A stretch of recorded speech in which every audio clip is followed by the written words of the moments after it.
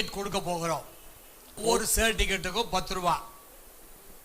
அதனால நான் 10 சர்டிஃபிகேட்டு கொடுக்கலான்னு இருந்தேன். எல்லா சர்டிஃபிகேட்டுக்குரிய பணத்தை பூரா பாஸ்டர்கிட்ட கொடுத்துட வேண்டியது. ஐயா நேற்று என் மனைவி இன்னொரு சர்டிஃபிகேட் கொடுத்ததுனால 11 சர்டிஃபிகேட் ஆகிப்போச்சு.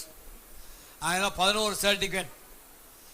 சரியான அளவில் வேத வசனத்தை நாம் கற்றுக்கொள்ள வேண்டும். முதலாவது நமக்கு தேவையான சர்டிஃபிகேட் என்னன்னா பர்த் சர்டிஃபிகேட்.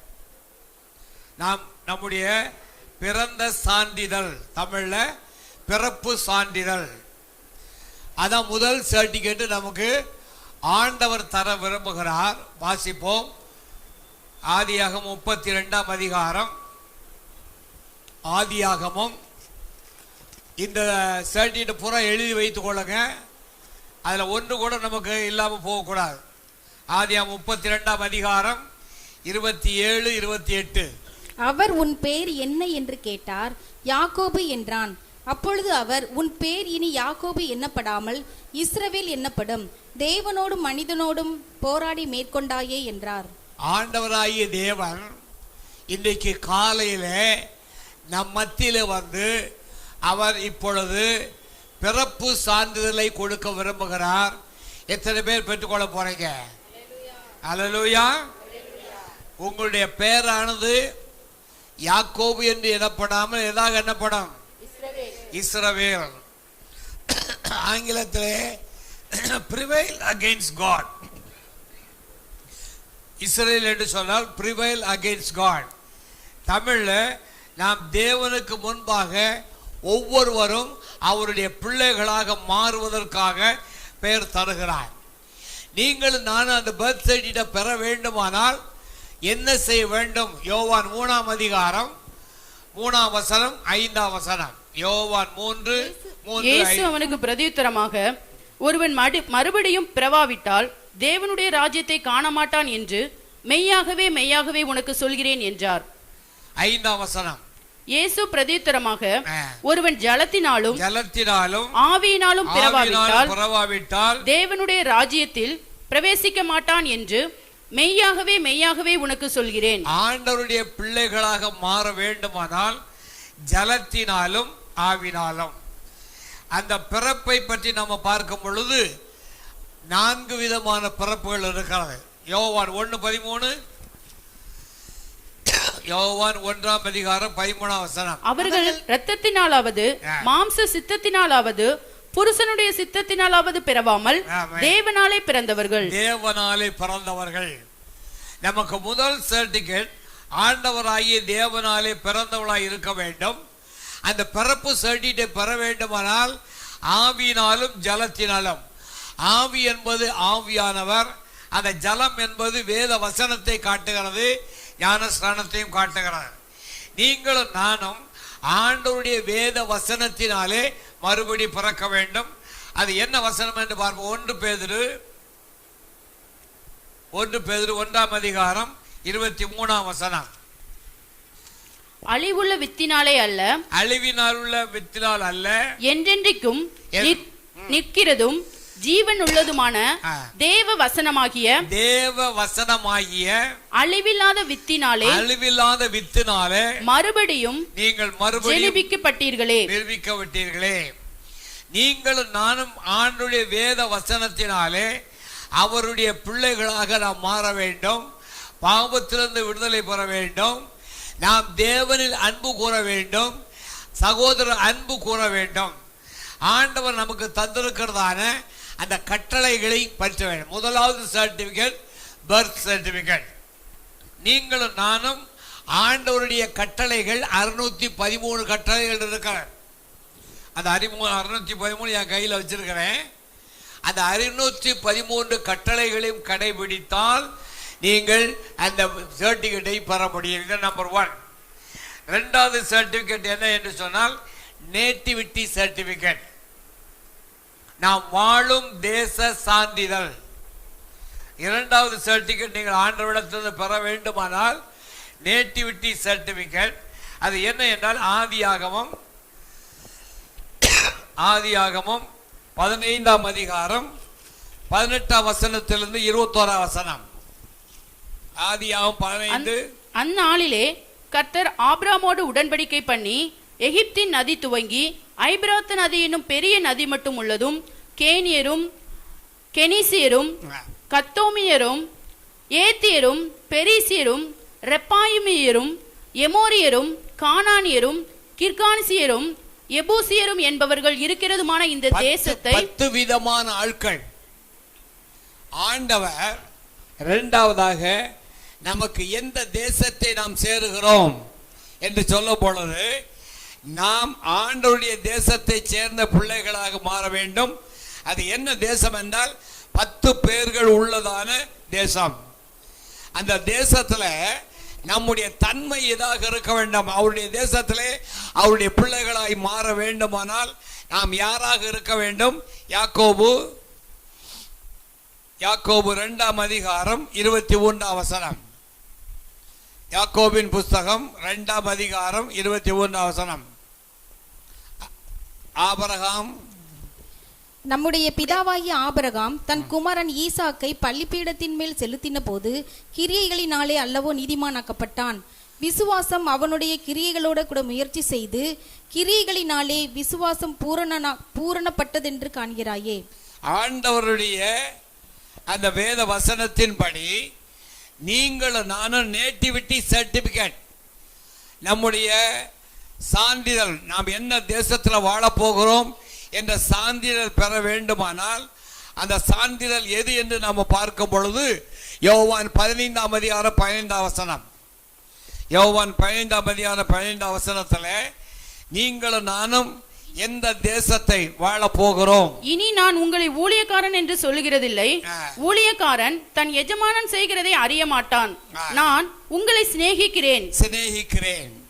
இரண்டாவதாக நீங்களும் நானும் ஆண்டவருடைய சிநேகிதர்களாய் மாற வேண்டும். இன்னைக்கு எத்தனை பேர் இந்த காலையிலே இந்த தியான நேரத்தில் நான் ஆண்டவருடைய நண்பனாய் இருக்கிறேன்? இப்ப எனக்கு 4 கண்டங்களிலே நண்பர்கள் இருக்கிறார்கள்.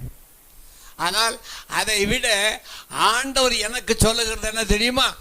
நான் அவருடைய சிநேகிதனாக கர்த்தர் மாற்றுகிறார். இந்த காலையிலே என் தேவனுடைய சிநேகிதனாய் நானமாக விரும்புகிறேன். எத்தனை பேர் அல்லேலூயா? தேவனுடைய சிநேகிதராய் மாற வேண்டும். அவருடைய செய்தியை நாம் பெறுகிற மக்களாக இருக்க வேண்டும். அவருடைய செய்தி அவர் பேசும் பொழுது, அவர் பேசுகிற இப்பொழுது ஆண்டவர் உங்களோடு பேச விரும்பும் பொழுது அந்த செய்தி, அது மாத்திரமல்ல, நீங்கள் நானும் எந்த தேசத்தை சேர்ந்தவர்கள் என்றால் ஆதியாகமம் 5:24. ஆதியாகமம் 5:24 ஏனோக்கு தேவனோடு கூட சஞ்சரித்தான், அவன் காணப்படாமல் போனான்.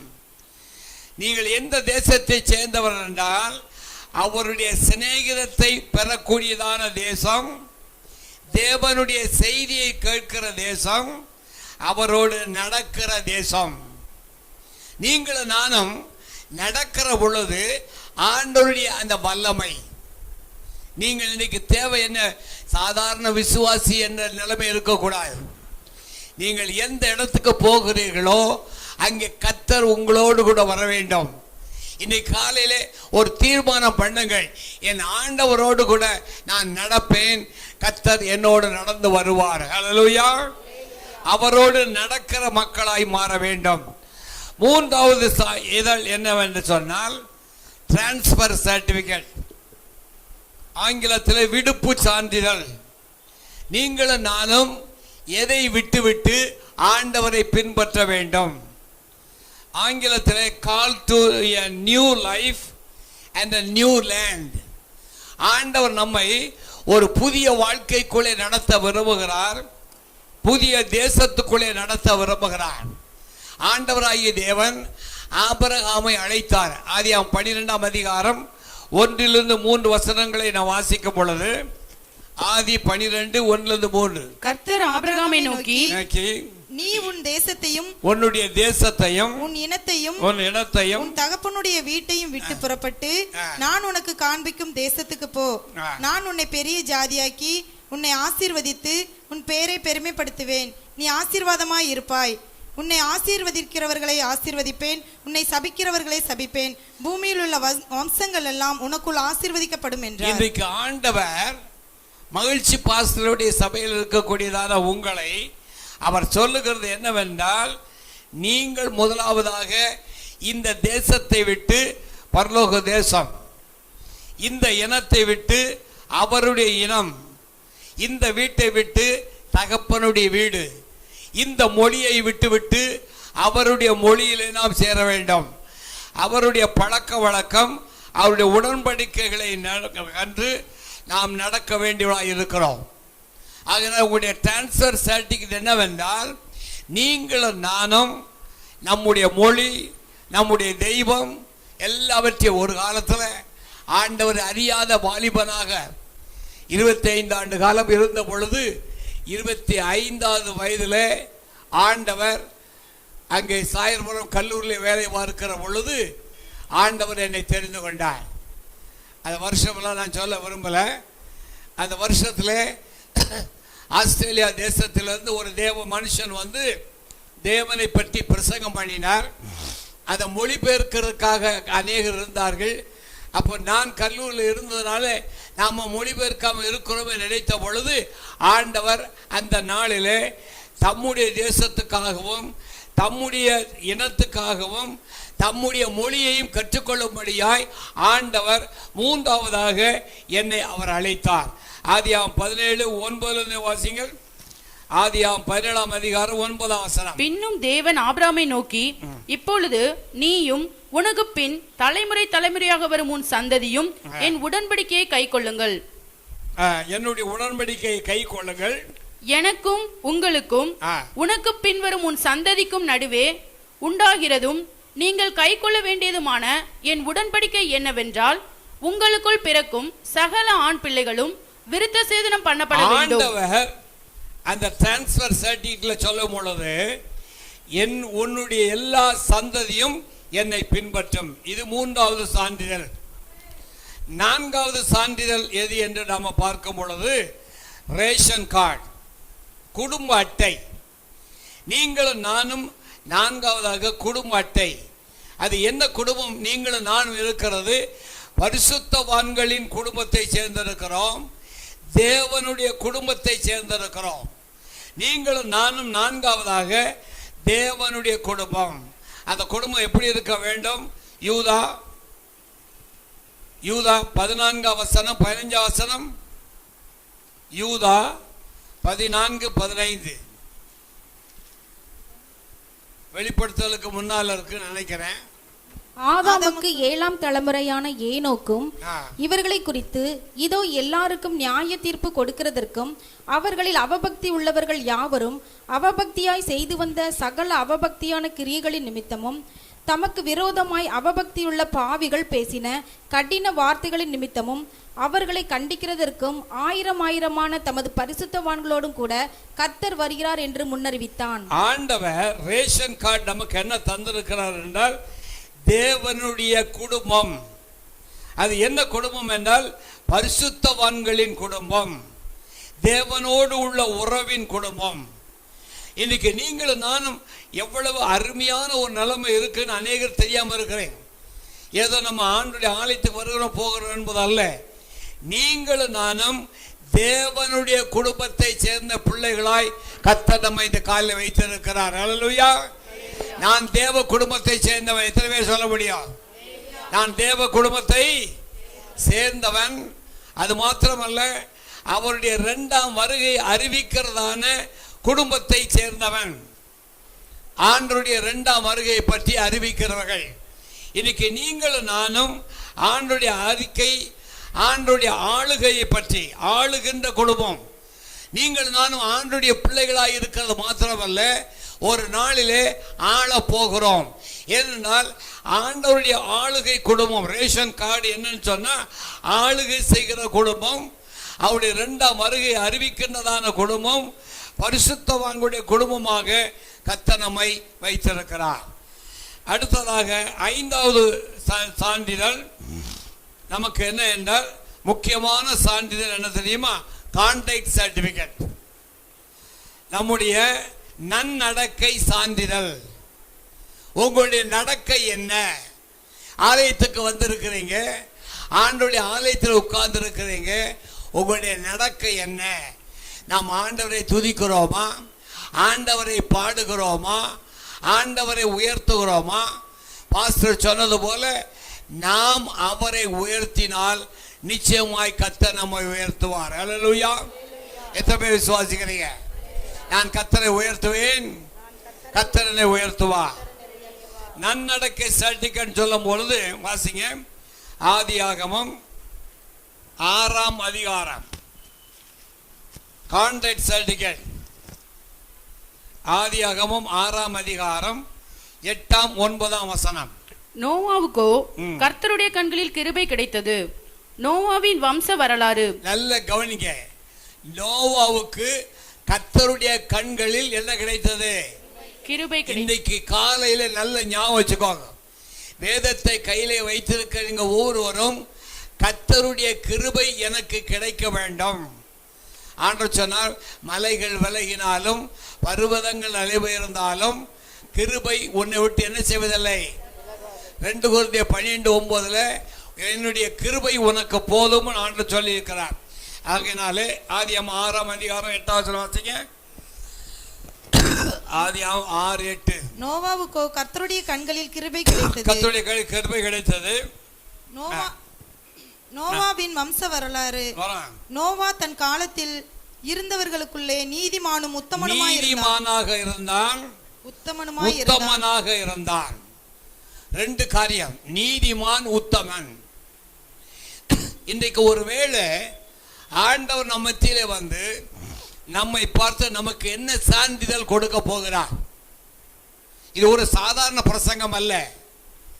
பரலோக ராஜ்யத்துக்கு போகிறதான தேவ பிள்ளைகள் ஒவ்வொருவரும் இந்த வசனத்தை நல்லா தெரியணும்.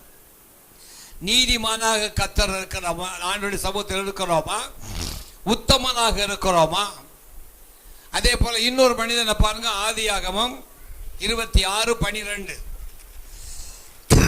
ஆதியாகமம் 26:12.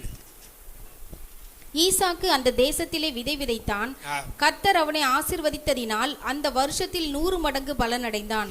ஈசாக்கு 100 மடங்கு பலனை பெறக்கூடிய அளவுக்கு ஆண்டவர் நன்னடக்கை உள்ளவனாய் கண்டார். இன்னைக்கு காலையில கொஞ்சம் அந்த வசனத்தை வாசிக்கிற நாம யோசிங்க, என் ஆண்டவர் என்னை 100 மடங்கு ஆசீர்வதிக்க அவர் வல்லவராய் இருக்கிறார். எத்தனை பேர் விசுவாசிக்கிறேன்? அல்லேலூயா. அவர் 100 மடங்கு ஆசீர்வதிக்கிறவன். எந்த தேசம் தெரியுமா? வனாந்திரம். அதெல்லாம் நான் நேரே பார்த்தவன், அந்த இடத்தை பார்த்துக்கிறேன். அவ்வளவு வனாந்திரத்துல 100 மடங்கு பலனை கர்த்தர் நமக்கு என்ன செய்கிறாரு? தருகிறார். 32:26 ஆதியாகமம் 32:26. அவர் நான் போகட்டும், பொழுது விடுகிறது என்றார். அதற்கு அவன், நீர் என்னை ஆசீர்வதித்தால் ஒழிய உம்மை போகவிடேன் என்றான். ஆண்டவருடைய சமூகத்துல அவன் தன்னுடைய மனைவிமாரை பக்கமாக அனுப்பி அக்கறைக்கு அனுப்பிவிட்டு தேவ சமூகத்திலே யாக்கோபு ஜெபம் பண்ணும் போது தன்னுடைய சகோதரன் ஏசா கொன்று விடுவானோ என்ற பயத்திலே ஜெபம் பண்ணும் பொழுது அவன் சொல்றான், நீர் என்னை ஆசீர்வதித்தால் ஒழிய உம்மை நான். எத்தனை பேர் ஆண்டவரத்தில் இன்னைக்கு சொல்ல போறீங்க, ஆண்டவரே நீர் என்னை ஆசீர்வதிக்க வேண்டும்? எத்தனை பேர் சொல்ல போறீங்க? அல்லேலூயா. அந்த ஆசீர்வாதம் இருக்கனால தான் நாங்க உட்கார்ந்து இருக்கிறேன். எத்தனை பேர் எவ்விதமாகவும் நான் போயிருவோம்னு நினைச்சாங்க. இன்னைக்கு நான் தேவ சமூகத்தில் உட்கார்ந்து இருக்கிறேன் என்றால் கர்த்தர் என்னை ஆசீர்வதித்தால் ஒழிய உம்மை நான் போக விட மாட்டேன். எத்தனை பேர் அப்படி ஜெபம் பண்ண போறீங்க? அல்லேலூயா. கர்த்தர் என்னை ஆசீர்வதித்தால் ஒழிய, எல்லாம் சொல்ல, கர்த்தர் என்னை ஒழிய நான் உம்மை. ஆண்டவரை போக விடல. அதனாலதான் அவனுக்கு என்ன பெயர் கொடுக்கப்பட்டது? யாக்கோபு என்றால் சப்ளான்டர், ஹீல் கேச்சர், ஏமாற்றுகிறவன். அவனை ஆண்டவர் இஸ்ரேல் என்று சொன்னால் பிரிவைல் அகைன்ஸ்ட் காட், ஆண்டவருக்கு உள்ளதான சக்தியை பெற்றவன். இன்னைக்கு காலையில நீங்க ஆண்டுடைய பிள்ளையாக மாத்திரமல்ல, உங்களுடைய பெயர்கள் மாற்றப்பட்டவர்களாய், உங்களுடைய குணங்கள் மாற்றப்பட்டவர்களாய் நாம் காணப்பட வேண்டும்.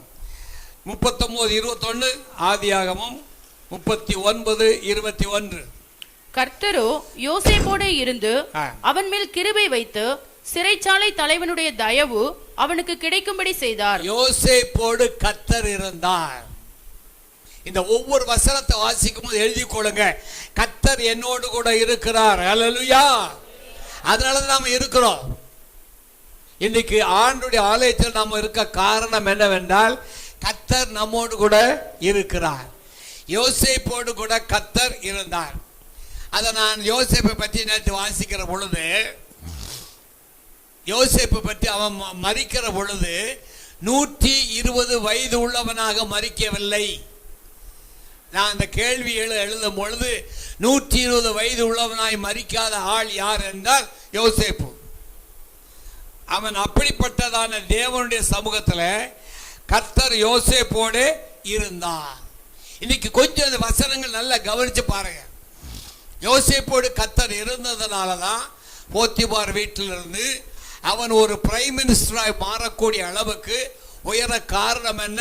கர்த்தர் கூட இருந்தார். இன்னைக்கு நீங்கள் நானும் ஆண்டவருடைய சமூகத்தில் ஜெபிக்க வேண்டும். ஆண்டவரே, நீர் என்னோடு கூட இருக்க வேண்டும். என்னை நீர் ஆண்டவர் உயர்த்த வேண்டும்.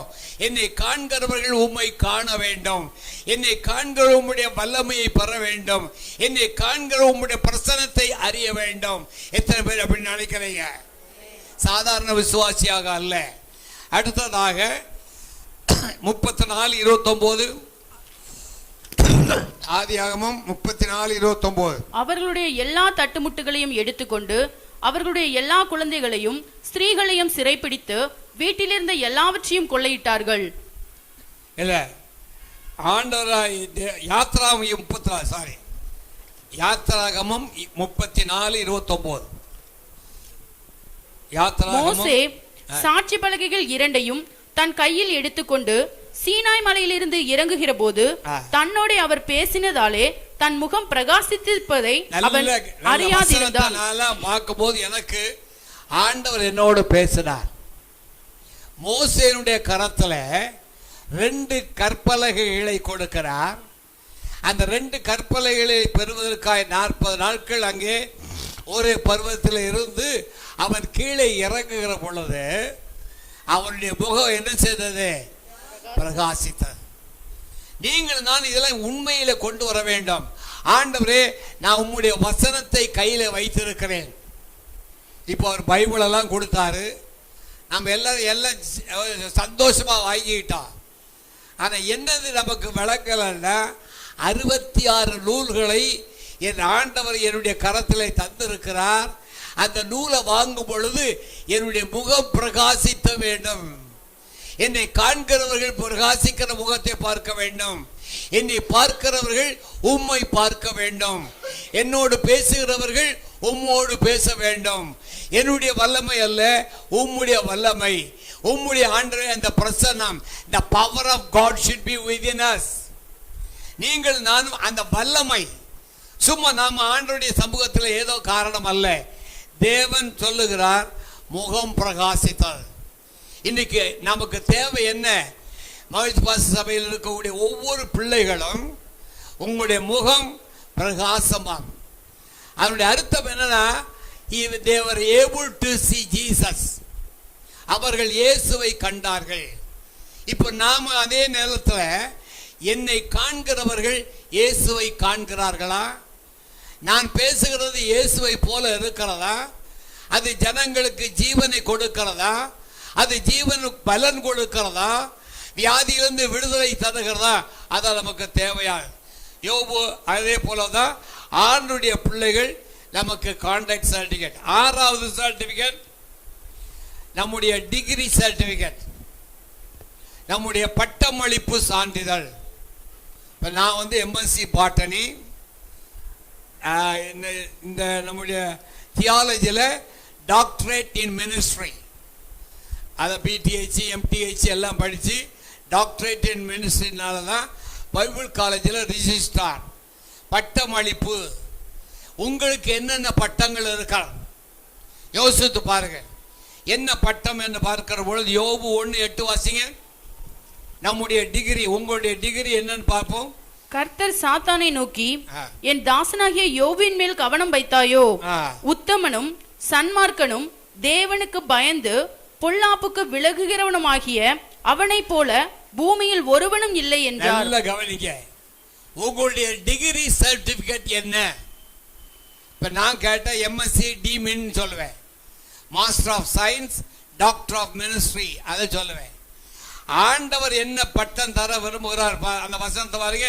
அவன் உத்தமனும் சன்மார்க்கனும் தேவனுக்கு பயந்தவனும் பொல்லாப்புக்கு விலகுகிறவனுமாகிய. இது வாசித்தா போதாது. அதனுடைய அர்த்தம் என்னன்னா, ஆண்டவர் சாட்சி கொடுக்கிறார்.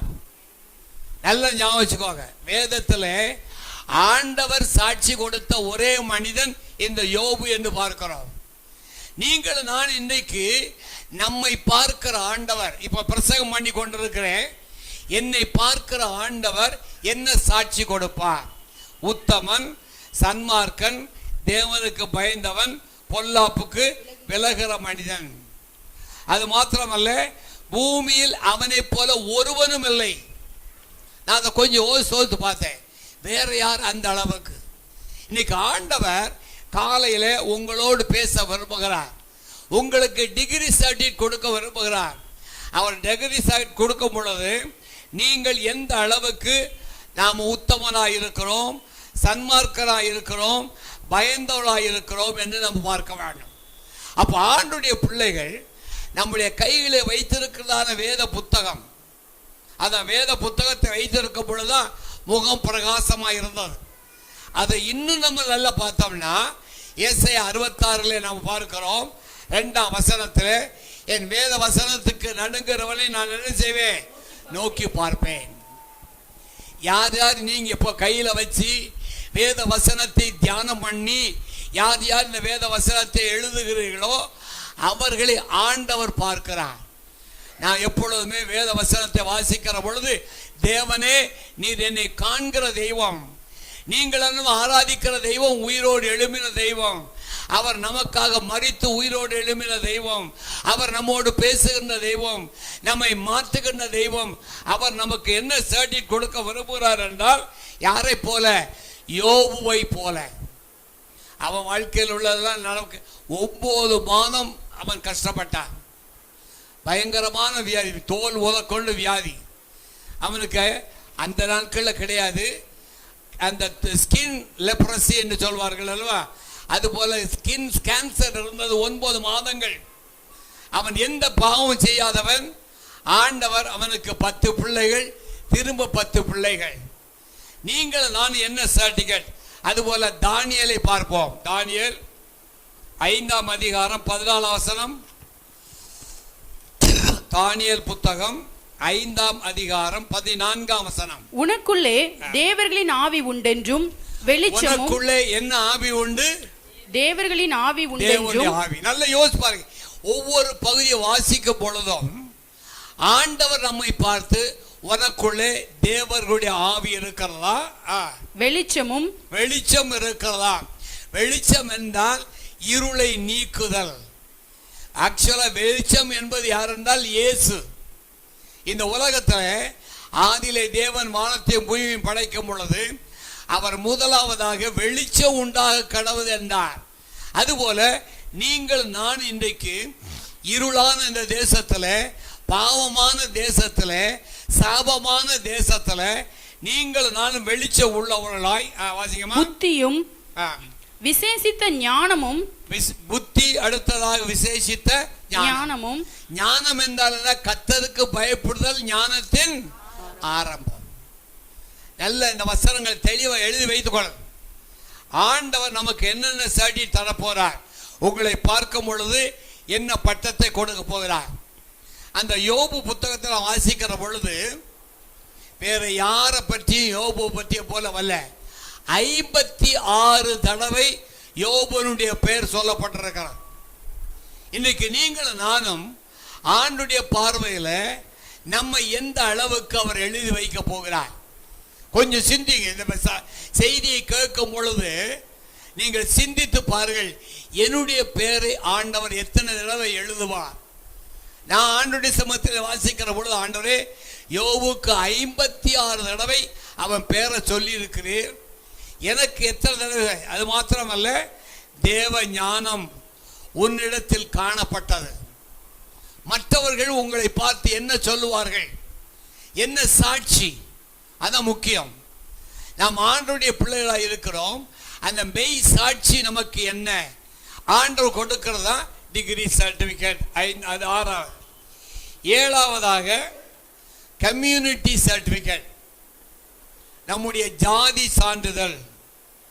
இது மனுஷனா உண்டாக்குறது, கடவுள் உண்டாக்கல, மனிதனாக உண்டாக்கப்பட்டது.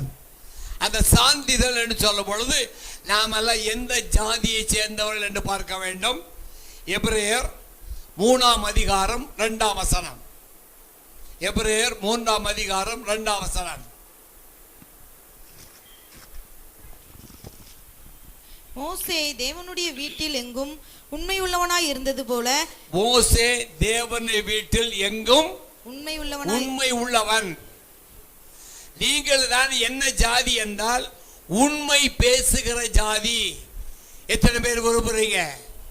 அல்லேலூயா. நாம என்ன ஜாதி? உண்மை பேசுகிற ஜாதி. வாசிக்கமா. இவரும் தம்மை ஏற்படுத்தினவருக்கு உண்மையுள்ளவராய் இருக்கிறார். அவன் தன்னுடைய தேவனுடைய வீட்டில் எங்கும் உண்மை உள்ளவன்.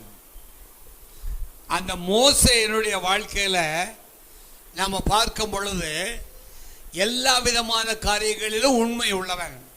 ஆனா கடைசியில, உபாகம புத்தகம் கடைசியில அவன் மரித்தான், ஆண்டவர் அடக்கம் பண்ணினார். 120 வயதா இருந்த பொழுது கண்கள் அங்க பூஞ்சி அடையவில்லை, பார்வை குறையவில்லை. அவன் அடைக்கப்பட்டதான இடம் இன்றைக்கும் அம்மா நாட்டில் அந்த மலை மேலே இருக்கிறது. அந்த மலை மேலே நின்றால் இஸ்ரவேல் நாட்டை நம்ம பார்க்க முடியும். அந்த இடத்துல போப் ஒரு பெரிய மெமோரியல் காரியத்தை செய்திருக்கிறார். இந்த இடத்துல மோசே மரித்தார் என்று சொல்லி அந்த இடத்துல நாம பார்க்க முடியும். அப்ப நமக்கு ஆண்டவர் என்ன ஜாதியை தந்திருக்கிறார்? உண்மை சொல்லுகின்ற ஜாதி. நீங்களும் நானும் உண்மை சொல்லுகின்ற ஜாதி. மனிதன் உண்டாக்குன ஜாதியை பற்றி பேச வேண்டாம். நமக்கு இருக்கிறது என்ன? உண்மை சேகரம். அது மாத்திரமே. எண்ணாகமம் 12:7, எண்ணாகமம் 12ஆம் அதிகாரம் 7ஆம் வசனம். என் தாசனாகிய மோசேயோ அப்படிப்பட்டவன் அல்ல, என் வீட்டில் எங்கும் அவன் உண்மையுள்ளவன். நான் அவனுடன் மறைபொருளாக அல்ல, நான் அவனுடன் மறைபொருளாக. வேத வசனத்தை வாசிக்கும் போது தயவு செய்து எல்லாம் கவனிங்க. வாசிங்கப்பா. முகமுகமாகவும் பிரதிட்சமாகவும் பேசுகிறேன். ஆங்கிலத்தில் mouth to mouth. God was able to talk to Moses mouth to mouth. ஆண்டவர் முகமுகமாய் பேசுகிறார். இப்போ நான் உங்களோடு பேசுகிறது போல என் ஆண்டவராய் தேவன் மோசையோடு முகமுகமாய் பேசினார். அவர் தரிசனத்தில் அல்ல, ஓமையில் அல்ல, வசனத்தில் அல்ல, நேரடியாக பேசினார். இதெல்லாம் வாசிக்கிற போது கொஞ்சமா யோசிச்சு பார்த்தீங்களா? ஆண்டவர் என்னோடு நேரடியாக பேசுகிறாரா? ஆண்டவருடைய சமூகத்தில் நான் உண்மை உள்ளவனாக இருக்கிறேனா? ஆண்டவர் நம்மோடு அந்த வசனத்தின் மூலமாக எவ்வளவு தெளிவு ஆங்கிலத்தில் என்ன பண்ணுங்க? மவுத் to mouth. God was able to communicate with him mouth to mouth. அந்த அவர் நம்முடைய வாய்கள் மூலமாக அவருடைய வாய்களை நம்ம பார்க்கத்தக்கதாக எவ்வளவு அருமையான வசனம். நான் சொல்லுகிற எல்லா வசனத்தையும் நல்லா வீட்டில் போய் தியானம் பண்ணுங்க. ஆண்டவர் என்னோடு பேசுகிறார். அது மாத்திரமல்ல, உபாகமம் 18 வாசிங்க. உபாகமம் 18ஆம் அதிகாரம் 18ஆம் வசனம். உன்னை போல ஒரு தீர்க்கதரிசியை நான் அவர்களுக்காக அவர்கள் சகோதரரில் இருந்து எழும்ப பண்ணி என் வார்த்தைகளை அவர் வாயில் அருளுவேன். நான் ஆண்டவர் நமக்கு தருகிற கம்யூனிட்டி சர்டிபிகேட் என்ன தெரியுமா? You are raised as a prophet. நீங்கள் தீர்க்கதரிசியாய் மாற வேண்டும். என்ன தீர்க்கதரிசி? வேத வசனத்தை பிரசங்கம் பண்ணுகிற தீர்க்கதரிசி. நாம் அநேகர் இன்றைக்கு விசுவாசிகளாய் இருக்க விரும்புகிறோமே தவிர, நான் தீர்க்க தரிசன வியாதியை அந்த ஜாதியை சேர்ந்தவன், ஆண்டவர் என்னோடு பேசுகிற ஜாதியை சேர்ந்தவன், நான் உண்மையுள்ள ஜாதியை சேர்ந்தவன், ஆண்டுடைய நாமத்தினாலே அந்த தீர்க்க தரிசனம் சொல்லுகிறான். எவ்வளவு அருமையான காரியம்! நீங்களும் நானும் நம்முடைய வாழ்க்கையில எதிர்காலத்தை பற்றி இப்போ இருக்கிற சூழ்நிலையை பார்க்கும் பொழுது, ஆண்டவர் சீக்கிரமாக வருவார். ஒரு இதில் போட்டிருக்கான், இன்னும் கொஞ்சம் நிமிஷத்தில் வருவார்னு போட்டிருந்தான். அதெல்லாம் வாசிக்கிற பொழுது ஆண்டவர் எவ்வளவு சீக்கிரமாய் வரப்போகிறார் என்பதை அறிவிக்கிற ஜாதி. நீங்களும் நானும் தான் விசேஷமான ஜாதி. நீங்களும் நானும் தான் ஆண்டவருடைய பிள்ளைகள், ஆண்டவருடைய ஊழியக்காரர்கள். நீங்கள் ஆண்டவருக்கு தீர்க்க 29 வரங்களிலே முக்கியமான வரம் எது என்றால் தீர்க்க தரிசனம். அந்த தீர்க்க தரிசன வரத்தை உடைய ஜாதி தான் நம்முடைய ஜாதி. அது மாத்திரமல்ல, இன்னொரு ஜாதி ஆதியாகமம் 49, ஆதியாகமம் 49ஆம் அதிகாரம் 22ஆம் வசனம். யோசேப்பு கனிதரும் செடி, அவன் நீர் ஊற்றண்டையில் உள்ள கனிதரும் செடி, அதன் கொடிகள் சுவரின் மேல் படரும். யோசேப்பு கனிதரும் செடி. நம்ம எந்த ஜாதியை சேர்ந்தவர்கள் என்றால் கனி தருகின்ற ஜாதி, திராட்சை செடியை சேர்ந்தவர்கள். ஆண்டவர் நம்மை கனி கொடுக்கிறவளாய், அந்த கனிகள் நமக்கு சொல்லப்பட்டிருக்க 9 கனிகள் சொல்லப்பட்டிருக்கிறது. ஒரு கனி 9 விதமான சுவைகள். அந்த கனிதரும் மரத்தை பற்றி நீங்கள் வெளிப்படுத்தல் 22ஆம் அதிகாரத்தில் நாம் வாசித்தோமானால், மாதந்தோறும் 12 விதமான கனிகளை அது தரும் என்று சொல்லப்படுது. அப்படியான என்ன அர்த்தம்னா, ஒவ்வொரு மாதமும் ஒவ்வொரு விதமான கனிகளை தருகிற விசுவாசிகளாய் இருக்க வேண்டும். அதான் கம்யூனிட்டி சர்டிஃபிகேட்.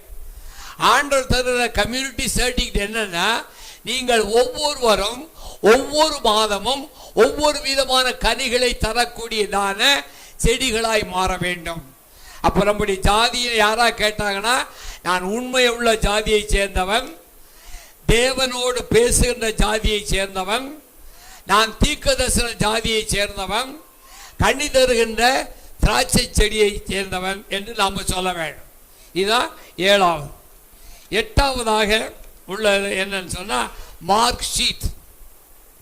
மார்க் ஷீட்னா நம்முடைய மதிப்பெண் சான்றிதழ். நமக்கு மார்க்கு.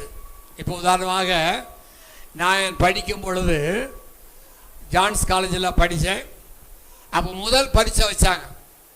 அப்போ முதல் பரீட்சையில் 50க்கு 50 வாங்கின ஆள் நான் தான். அவ்வளோ நல்லா படிப்பேன். அதனால தான் ஆண்டவர் என்னை எம்எஸ்சி படிக்க வச்சார். பிஎஸ்சி எம்பிபிஎஸ் போக நினச்சேன், பணம் இல்லாதனால போக முடியல. அந்த எம்எஸ்சி படிக்க காரணம் என்ன என்றால் மார்க் ஷீட். அதை வச்சு அந்த ப்ரொஃபஸர்லாம் தாம்சன் பேர், அவரெல்லாம் இறந்து போயிட்டாங்க. அந்த தாம்சனில் அந்த சர்டிஃபிகேட் கொடுத்தார். அந்த சர்டிஃபிகேட் கொடுக்கும்போது, நீ இதே போல் எல்லா பரீட்சையிலும் முதல் மாணவனாய் இருக்க வேண்டும். ஆண்டவர் அதான் உனக்கு சொல்லுகிறார். மதிப்பெண் சான்றிதழ். என்னது மதிப்பெண் சான்றிதழ்? ஆதியாகமம் 42:18, ஆதியாகமம் 42ஆம் அதிகாரம் 18ஆம். 3ஆம் நாளிலே யோசேப்பு அவர்களை நோக்கி, நான் தேவனுக்கு பயப்படுகிறவன், நீங்கள் உயிரோட இருக்கும்படிக்கு ஒன்று செய்யுங்கள். அவன் சொல்லுகிறான், ஐ ஃபியர் காட். அவன் மார்க் ஷீட்ல 100க்கு 100 மார்க் வாங்கத்தக்கதாக அந்த பெண்மணி போத்திபாருடைய மனைவி சோதனைக்கு உட்பட்ட பொழுது, நான் தேவனுக்கு பயந்தவன், I fear God, Lord was with him. அங்கே நான் பாருங்க 39:3 ஆண்டவர் அவனோடு இருந்தார். ஆதியாகமம் 39:3 பாருங்க. கர்த்தர் அவனோடு இருக்கிறார் என்றும் அவன் செய்கிற யாவும் கர்த்தர் வாய்க்க பண்ணுகிறார் என்றும். அதில் நல்லா ஞாபகம், தயவு செய்து அந்த வசனத்தை குறித்து கொள்ள. கர்த்தர் அவனோடு இருக்கிறார் என்றும் அவன் செய்வதை எல்லாம் என்ன செய்வாரு? வாய்க்க பண்ணுகிறார் என்றும். இன்னைக்கு நான் அந்த வசனத்தை வாசிக்கும் போது ஆண்டவரிடத்தை சொன்ன, ஆண்டவரே, நான் செய்கிறது எல்லாவற்றையும் நீ வாய்க்க பண்ண வேணும். அப்படி வாய்க்க பண்ண வேண்டுமானால் கர்த்தர் நம்மோடு இருக்க. ஆங்கிலத்தை prosper all in his hand. ஆண்டவர் அவனுடைய கரத்தில் உள்ள எல்லாவற்றையும் அவர் அமிதமாக ஆசீர்வதித்தார். அதே போலதான் 28:15 பாருங்க. ஆதியாகமம் 28:15 I am with thee. நான் உன்னோடு இருந்து நல்ல எல்லா அந்த வசனத்தை குறித்து கொள்ளுங்க. ஆதியாகமம் 28:15 ஆண்டவர் இன்றைக்கு காலையில உங்களுக்கு தருகிறதான மதிப்பு என்ன தெரியுமா? I am with thee. நான் உங்களோடு கூட இருக்க. எத்தனை பேர் விரும்புறீங்க? கர்த்தர் என்னோடு இருக்க வேண்டும். எத்தனை பேர் சொல்ல சத்தமா சொல்லுங்க பார்க்கலாம். கர்த்தர் என்னோடு இருக்கிறார். God is with me. I am with thee. இரண்டாவது, நான் உன்னோடு இருந்து நீ போகிற இடத்திலெல்லாம் உன்னை காத்து. I will keep thee in all places.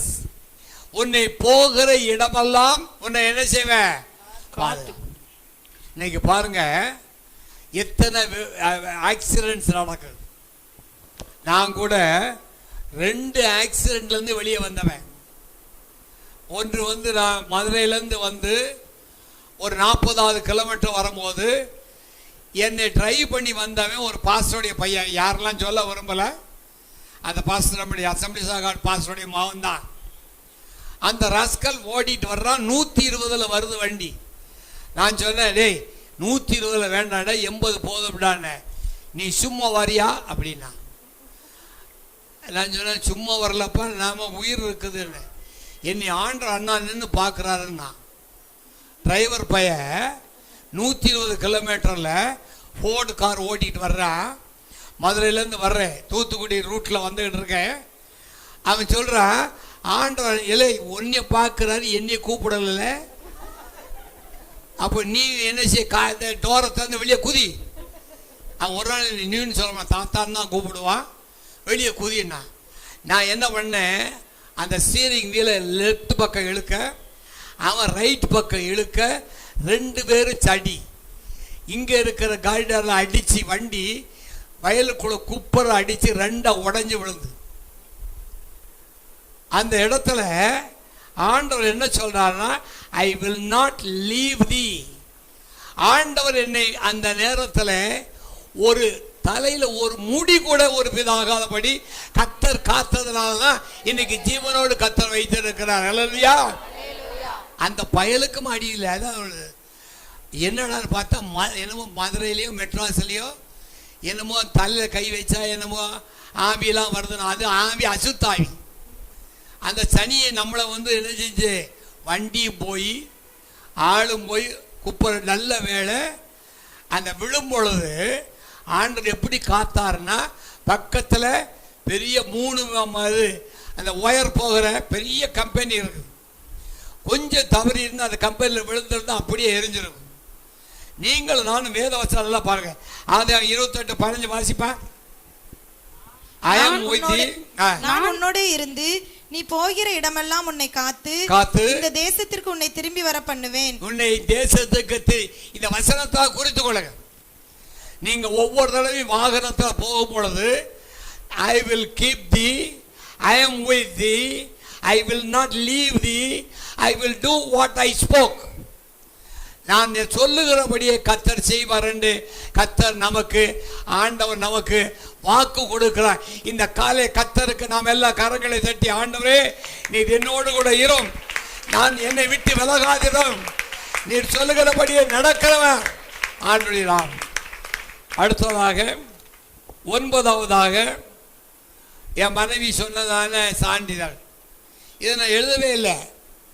அவன் இன்னைக்கு என்னையா எல்லாத்தையும் எழுதிக்கிறேன், இதை எழுத விட்டுட்டேன். என்னன்னு கேட்குற, மேரேஜ் சர்டிஃபிகேட்.